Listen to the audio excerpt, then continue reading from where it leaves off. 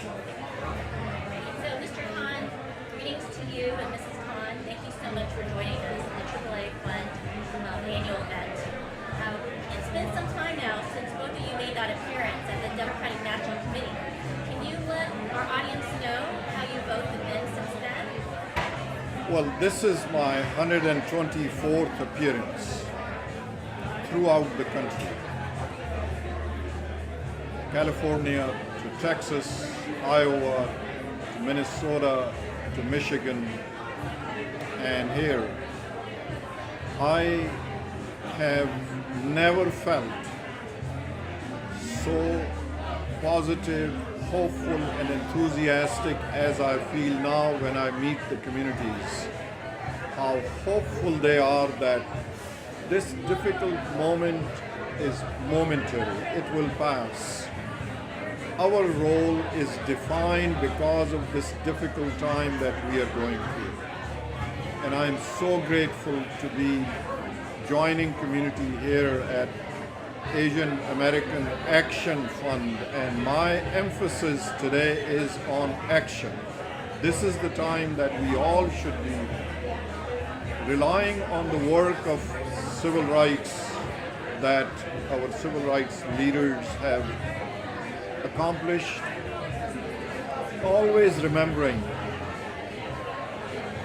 And I get sentimental when I think of those reminders that in the fabric of our country, in the fabric of our nation, there is a small element of hatred and discrimination.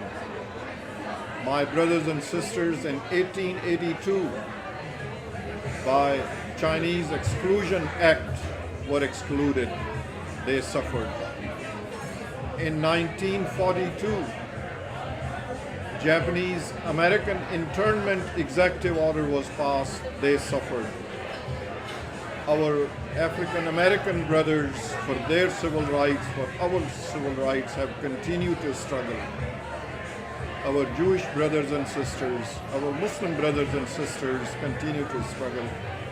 So coming together, events like this where we are reminded there is an opportunity for us to remain standing for the values of this country, for the democracy of this country, for the rule of law of this country.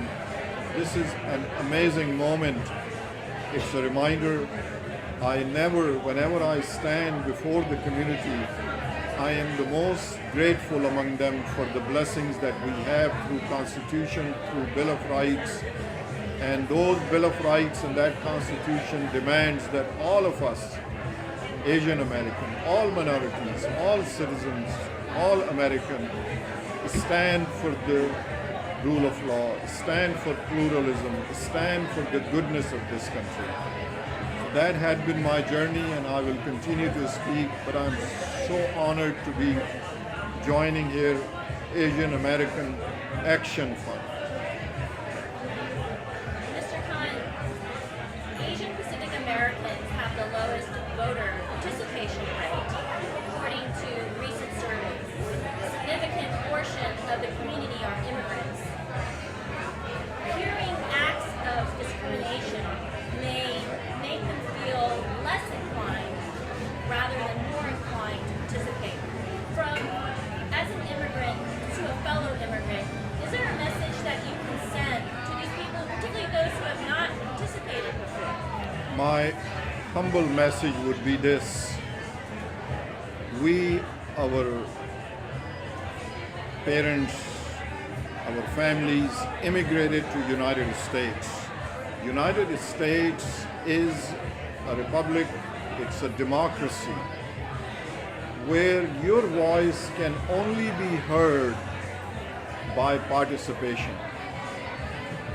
I would urge those who can to become candidates, not only vote, but candidates for school districts, for county boards, for state assemblies, for Congress.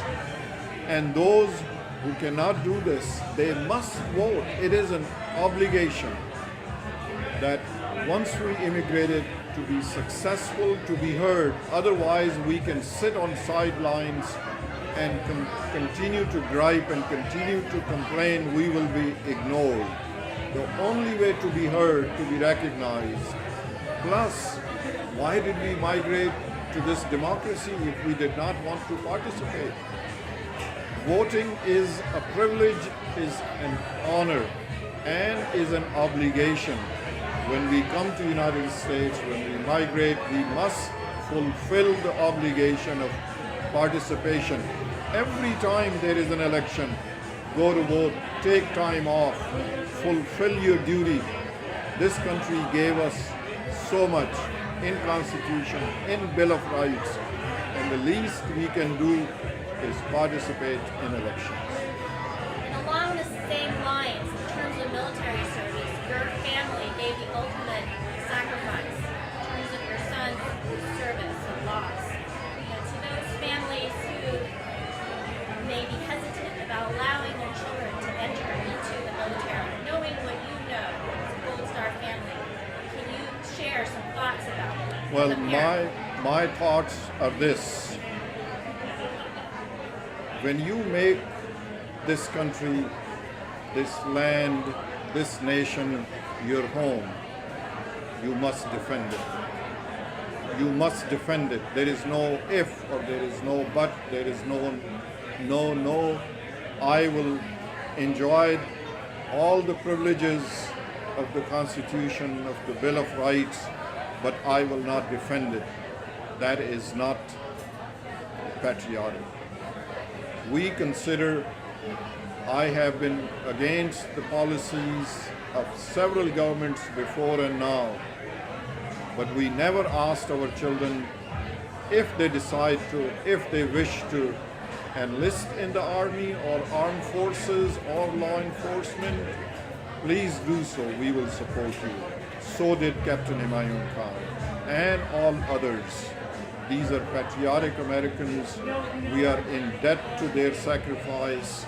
We will not be complete unless we honor the sacrifice of those who stood for this country, sacrificed their life for this country. So I urge anyone that wishes to. It's not obligatory, it is voluntary, but never hesitate. If you feel to join Army or law enforcement, feel free to join. Thank you for your family's sacrifice. One last question. I understand that you're an immigration law lawyer.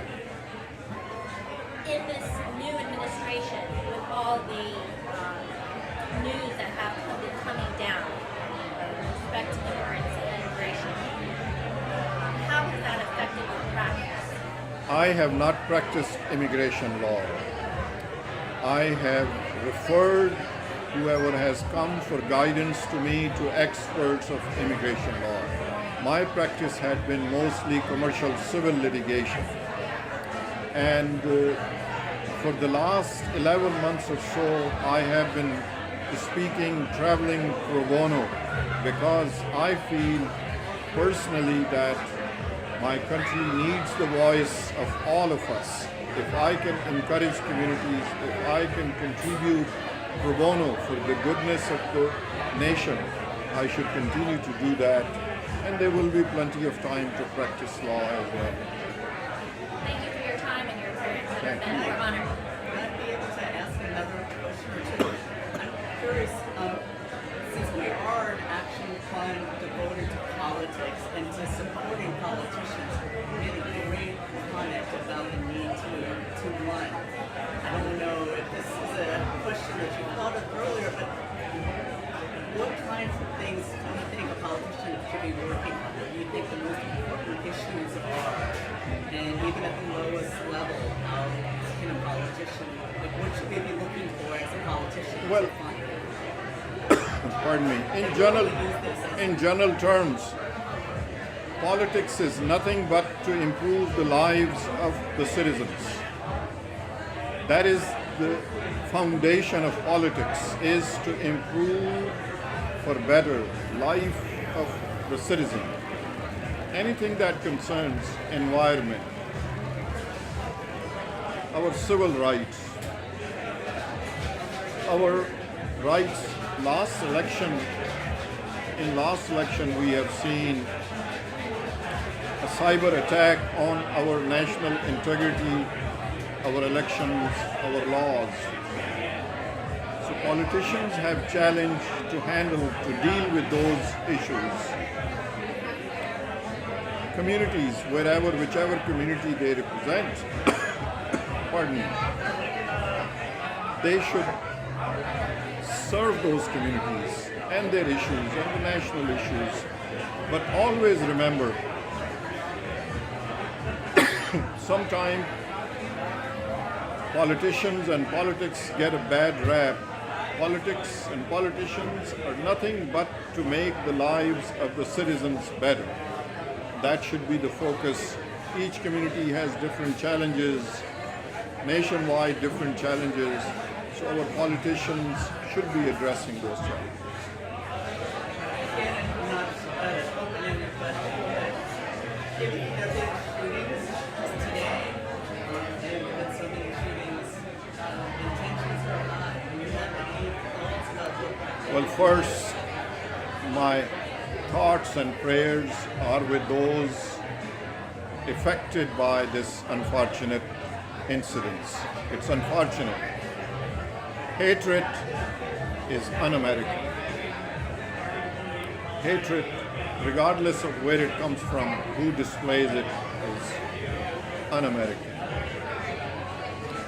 We have a very volatile environment where our leaders, especially our politicians, President, Speaker, Senate Majority Leader, other leaders should speak loudly to condemn any hate, all hate, regardless of where it comes from.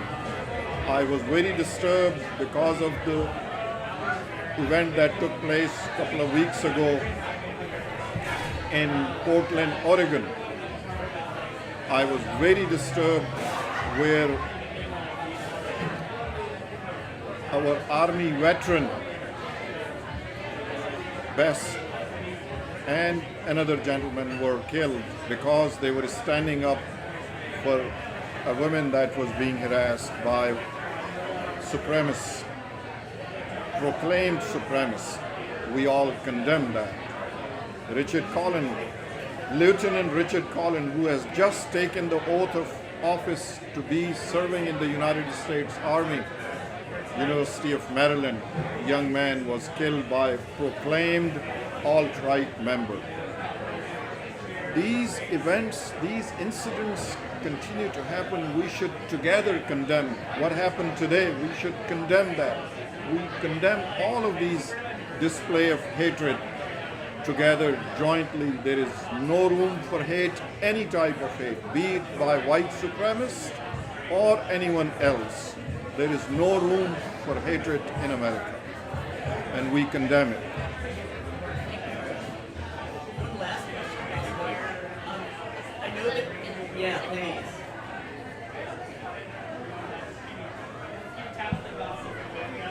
What can we do as a pan-Asian organization to help support your initiatives? Well, my initiative is supported. I am so honored to coming here, joining hands, sharing my concerns and my thoughts and listening to the community.